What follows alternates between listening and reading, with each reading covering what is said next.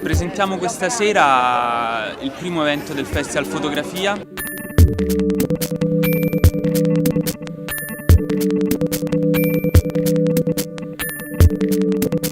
Questo bellissimo spazio che è la Casa del Jazz, anzi ringraziamo Luciano Linzi di averci dato questa possibilità, direttore artistico della casa.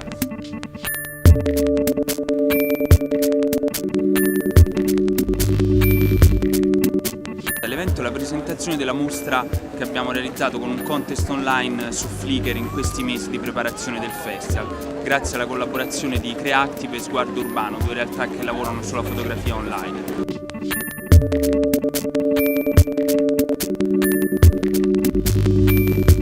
Il risultato del contest è stato molto interessante perché abbiamo avuto oltre 1200 fotografi amatoriali che si sono iscritti, più di 760 foto caricate sullo spazio che avevamo creato su Flickr. Come funziona all'interno di una comunità come questa? Poi la selezione è avvenuta direttamente tra le persone che hanno partecipato al contest.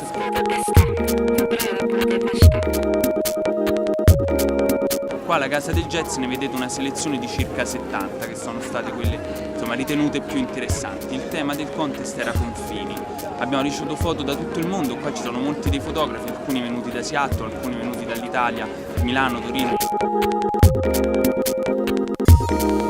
Ci fa molto piacere perché è un tentativo anche di far parlare la fotografia attraverso nuovi linguaggi.